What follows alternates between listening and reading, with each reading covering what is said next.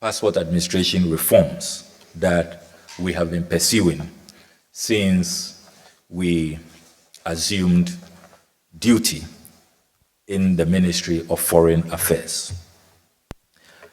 Now, permit me to transition to the 3 milestones I talked about at the beginning of my remarks.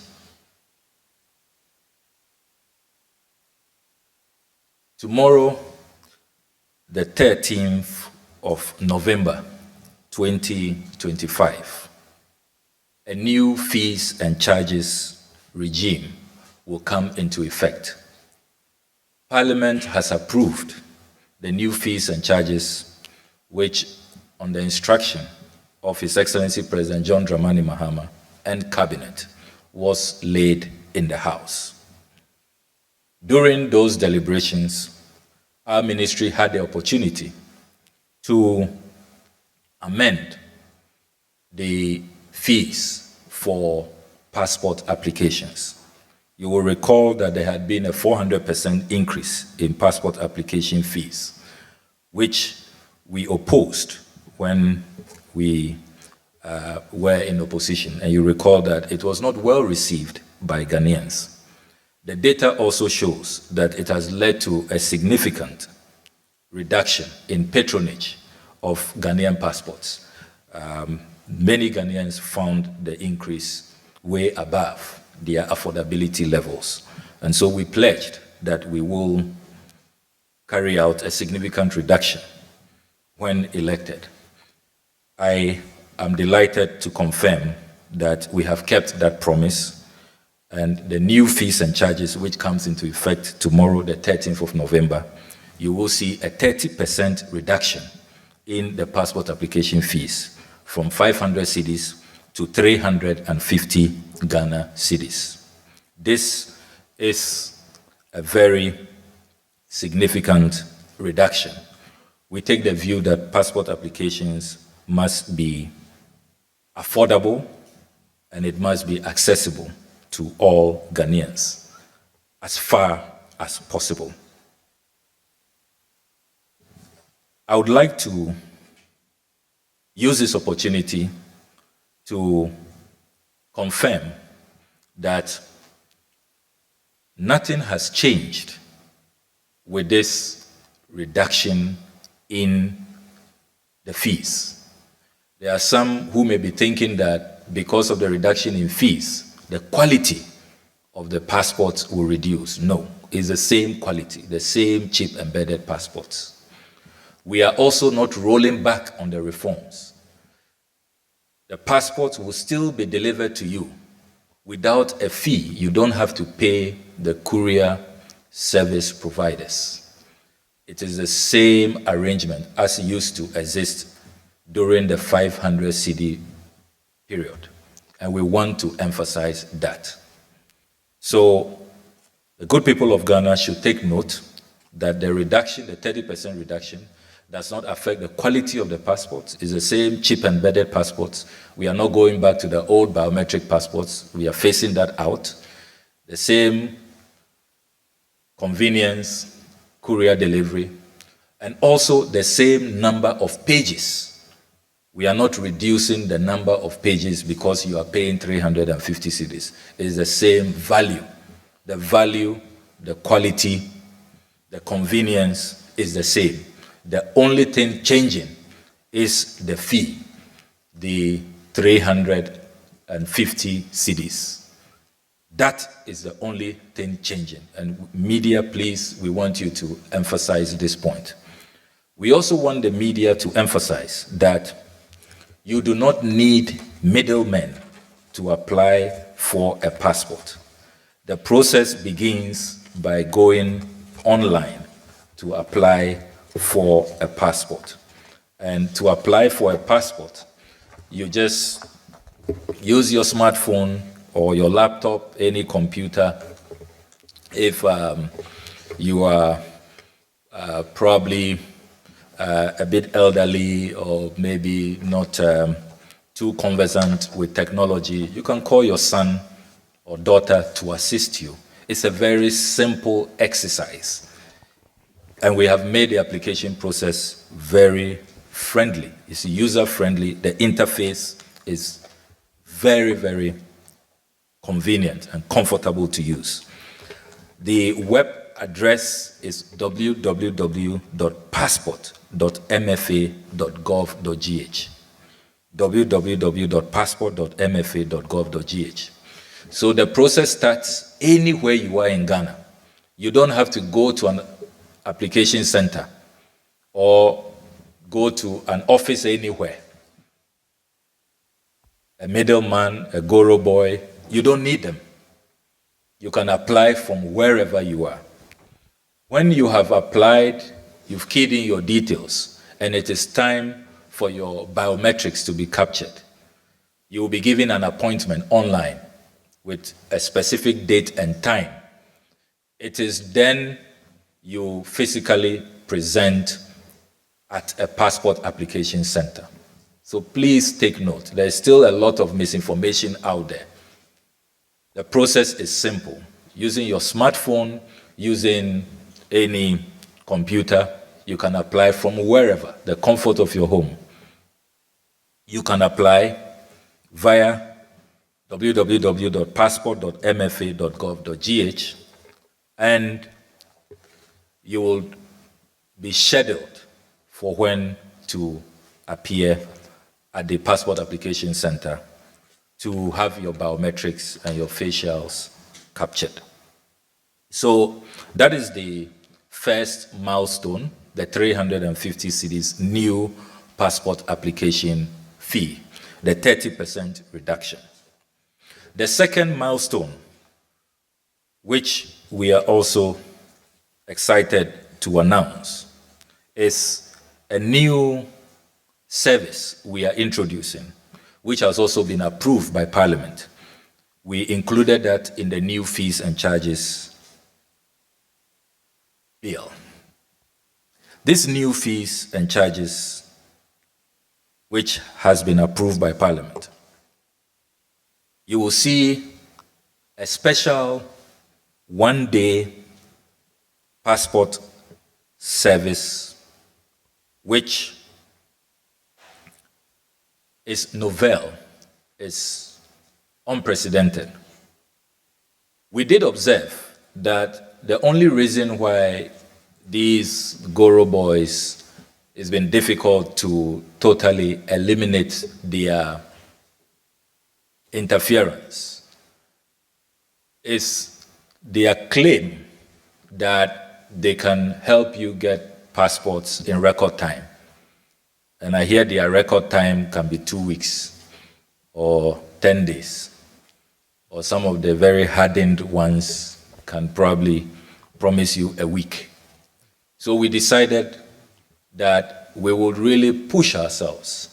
And even more importantly, we are conscious of the fact that there are real life circumstances that require a certain urgency. You can have emergencies. You can have a medical emergency. You have to quickly, be flown out. You can just discover in the midst of an important travel that your passport has expired, but you have valid visas. It does happen always. I've received calls from many Ghanaians who sometimes even on their way to the airport discover some of them will be at the airport and they'll be told that yes, you have a valid visa, but your passport is expiring in a day or two or has expired. You can't travel with it. And they will need a super expedited service. We didn't have that in the past unless you are really connected. You were probably a classmate of Mr. Mantana, the acting passport director, or you are his church member, or maybe his business partner. And then he may decide, if he's in a good mood, to do you some favors. We didn't want that situation to continue. So we thought that we should really push ourselves, challenge ourselves as we pursue excellence to introduce this same-day passport delivery. And I am excited to announce to you that we have put in place all the measures, the logistical arrangements, the technical work has been concluded. And from tomorrow, if you want to obtain a Ghanaian passport in one day, within 24 hours, same day delivery, you can get it. Once you apply, you meet the criteria, and you pay the special rate. You will agree with me that this is such a demanding regime. If you look at the workers who have to be working round the clock, because anytime you apply, within 24 hours, you must get it. And then you consider our courier companies who will have to make sure that whichever part of Ghana you are, they must race against time to meet the 24 hours, because they know that there will be sanctions if they don't, if I see evidence that they are not operating within the 24 hours when people have paid the special rate. So because of the requirement, we decided, after extensive consultations, and of course, after also receiving some good confessions from those who were engaging the services of these Goro boys. We had a transaction advisor who presented a detailed report, and I have to commend our transaction advisor. He made me know for the first time how much some people pay. People were paying as much as 3,000, 4,000, 5,000 cedis for passports through these Goro boys. And those are monies not coming to the state for national development. So they don't go to the Honorable Atuforsen, finance minister, to help us construct our roads or to help us build hospitals or build schools. It goes into individual pockets. So after all of these consultations and research, we decided that 2,000 Ghana cedis is a decent sum for that one-day super expedited service. We are saying that if you don't really have an emergency, there is no urgency, there are no exigencies that compel you to apply for that, you can still go for the efficient 350 cedis. Under 15 days, it will be delivered. But if you have an emergency, you're a businessman, an entrepreneur who has an important flight to catch, a conference to attend, a business meeting, and you just notice that you are running out of pages or you've run out of the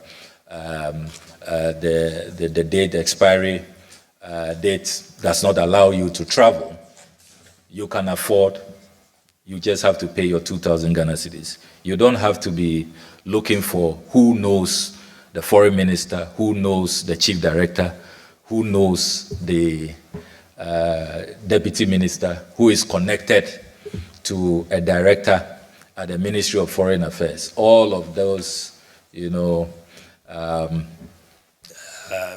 really inconvenient processes to get to know people, which in the process makes you vulnerable to all kinds of exploitation. We are saying that this time you can just go online, apply, and same day your passport will be delivered. The earlier you apply during the day, the earlier you will receive your passport. But the promise we make to you is that within 24 hours, we have tested the system, we have done our simulations, and we can confirm to you that within 24 hours, your passport will be delivered to you. So this is a really unprecedented development, and we are delighted to roll it out. The third and final milestone, which is equally significant, that I want to bring to your attention, is the enhanced security protocols. We all agree that because of the value of Ghanaian passports and the evidence that abounds that foreigners are trying to lay hands on our passports. We need to be ahead of the threat. So we have outlined a number of enhanced security measures. I can confirm to you that we are rolling out a no-nonsense approach. Any foreigner who attempts to lay hands on our passport will be promptly apprehended and prosecuted. So far, we have rounded up 375 people who we believe are not Ghanaians. And what surprises us is that even though during the vetting by our officers, it was clear that they are not Ghanaians, they had managed to secure Ghana passports bearing Ghanaian names, names that clearly do not belong to them. And I want the passport director to bring evidence of those confiscated Ghana cards. We've confiscated 379, and we can share the data with you. And we want to build confidence and let you know that the measures we have put in place are working. These are the Ghana cards that we've confiscated over the last 10 months from foreigners, 379 of them. So it is clear that some people who are not Ghanaians want to lay hands on our passports. And they thought they could beat the system because, you know, to go through the process, you need a Ghana card, you need a birth certificate. And they think that that is all once you have it. But with a Ghana card and with a birth certificate, you are still subjected to vetting. There is an extra layer by the Ministry of Foreign Affairs to interview you, to screen you. And our officers are well trained. They are psychologists. They know when you are lying. They can tell from how you will be. I won't show you the tricks. But we know, we can tell, and we will get you. So don't try it. If you are a foreigner watching us, don't try it. Because Mr. Mantana and his team will fish you out and they will get you. So because of this threat, we have decided to further enhance the security protocols.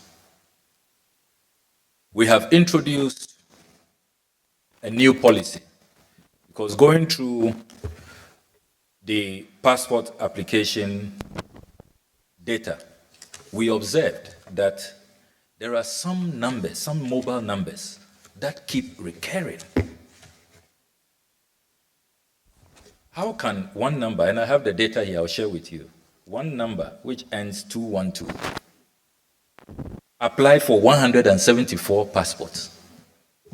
Even if you are the only Ebusiapenyin with a large family, are we sure that all 174 don't have mobile phones and you have to apply for them? Or are you sure that you have 174 minors, children, who don't own phones and so you are applying for them? So this is very suspicious. Another number that ends with 702 applied 170 times. Another one, 973, applied 160 times. Another one that ends 256 applied 123 times. We have the data. And all of these phone numbers and the owners, we have submitted their details to National Security for further investigations. What we have done is to block all these numbers in our system so they can no longer apply. And the new policy is that you cannot apply with the same phone number for more than 5 applications. Because we've looked at the average number of minors, children you can have in Ghana. Looked at the fecundity levels, and we've looked at the age at which parents allow their children to have mobile phones. And in any case, you can't claim that you are the only parent, even though we know they are single parents, but really you are not the only one who can claim to have so many minors under your care. I don't think you are operating a crèche or a kindergarten. Even that those who attend kindergarten have parents and who will apply for them. I don't think parents will ask kindergarten proprietors to be applying for passports. And in any case, when we look at the data and the faces, we look at the facial features. These are not minors we are seeing.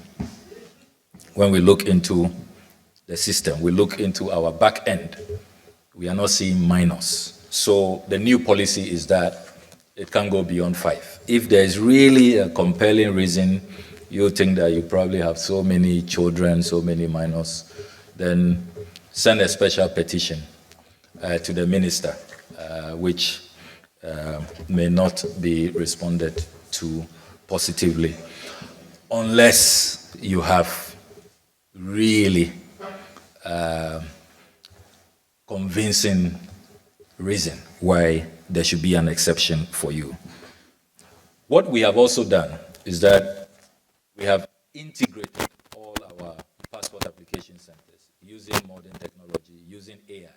So in real time, because we did observe that some of these foreigners who attempt to obtain Ghanaian passports, when they are stopped in Kumasi, then they go to Takrady to attempt to try. Some may go to Cape Coast, others may come to Accra. What we have done is that in real time, once you are stopped, it's identified that you are a foreigner. In that same second, it's real time, we've tested the technology. All our passport application centers across the country are alerted, and you are blocked. So you cannot move from one region to the other to attempt to beat the system and hope that probably our vetting officers somewhere else may be lenient and may allow you to go through. We have also put in place very stringent measures and sanctions for our own officers who decide to be the bad nuts.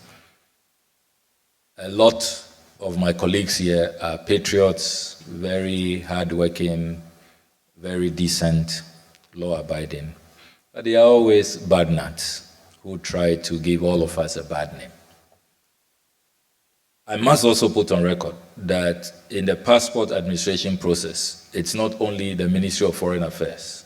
We have reps from so many other state institutions. And I'm not saying that I cannot vouch for the other state institutions.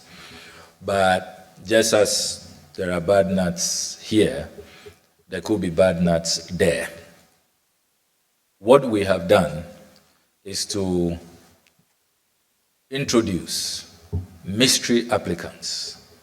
So these days I am in the business of sending mystery applicants to passport application centers. And yesterday we caught one who didn't know that that applicant he was trying to extort from had been sent by the minister. And I can tell you that that officer is in very, very hot waters. The waters are so hot that he is crying and gnashing his teeth as though he was in hellfire, the hottest part of hell. So we really are covering all ground to make sure that the process is tight, that security is enhanced, that we do not compromise at all, so that we do not reduce the image, the reputation, the efficacy, and the credibility of the Ghanaian passport application process. Distinguished ladies and gentlemen, as I conclude, I want to use this opportunity to thank all our stakeholders. We have a very committed partnership. You do know that the new chip-embedded passports are being rolled out under a PPP arrangement. And I want to use this opportunity to thank all the private partners who are working with us to ensure that the rollout and these reforms are implemented without glitch and without let or hindrance. So I thank. Thanks for watching. Please like, subscribe, and click on the bell for more updates.